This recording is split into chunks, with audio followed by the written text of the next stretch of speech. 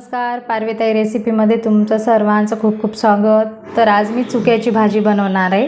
तर हिला आंबट चुका पण म्हणतात। तर ही भाजी अशी असते।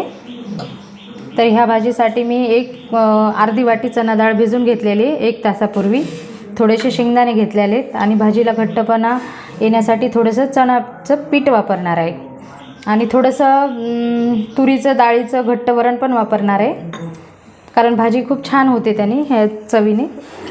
थोड्याशा 9-10 हिरवी मिरची घेतलेली आहे, 9-10 लसूण पाकळ्या घेतलेल्या आहेत आणि फोडणीसाठी तेल, हिंग, मोहरी, जिरं आणि मीठ। मी पातेलं ठेवलेलं आहे, त्यामध्ये 1 ग्लासभर पाणी टाकणार आहे। खूप जास्त पाणी वापरायचं नाही, कमीच वापरायचं, कारण भाजी लवकर शिजते आणि पाण्याला थोडं उकळी काढणार आहे। तर भाजी मी चिरून घेतलेली आहे। यामध्ये भाजीच्या दांड्या पण घेतलेल्या आहेत, कारण चव पूर्ण दांड्यामध्येच असते भाजीची आणि पाण्याला उकळी पण आलेली आहे। आता यामध्ये ही चिरलेली भाजी, बारीक चिरलेल्या मिरच्या आणि लसूण पण टाकणार आहे, थोडासा 5-6 पाकळ्या टाकणार आहे। हे भिजवलेली डाळ आणि थोडेसे शेंगदाणे। आता याला चांगलं मिक्स करून लगेच भाजीचा कलर पण बदललेला आहे, बघू शकता। भाजी खूप लवकर शिजते। खूप झालं 5 मिनटं आपल्याला ही भाजी शिजून घ्यायची। भाजीला ठेवून 5 मिनटं झालेले, भाजी चांगली शिजलेली आहे। आता हे मी खाली उतरून घेणार आहे पातेलं। आता ह्या शिजवलेल्या भाजीमध्येच मी 2 चमचे बेसन पीठ टाकणार आहे। पीठ चांगलं मिक्स करून घ्यायचं।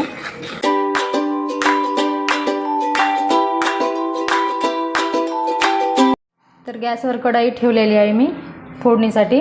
त्यामध्ये थोडंसं तेल जास्त वापरायचं नाही भाजीला। तेलामध्ये थोडीशी मोहरी, जिरं, हिंग, लसूण ठेचून घेतला। मस्त छान फोडणी करून घ्यायची। आता यामध्ये ही शिजवलेली भाजी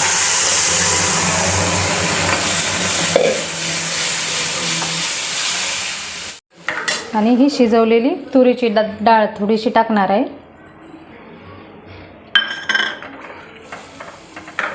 भाजी खूप सोपी आहे आणि झटपट आहे करण्यासाठी आणि चवीला पण खूप छान लागते भाकरीसोबत खायला। आणि ही भाजी थोडीशी आंबट असल्यामुळे तुम्ही यामध्ये गूळ पण वापरू शकता। मी इथं वापरलेला नाही गूळ। आता यामध्ये चवीनुसार मीठ। आता भाजीला 1 उकळी काढून घेतली की भाजी रेडी।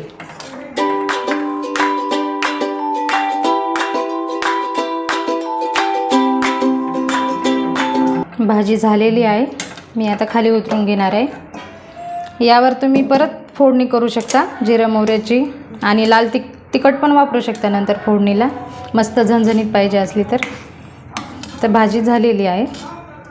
तर अशा प्रकारे चुक्याच्या भाजीसोबत मी गरमागरम भाकर केलेली आहे आणि वाल्याच्या शेंगा पण बनवलेल्या होत्या आज, त्या पण ताटात घेतलेल्या आहेत।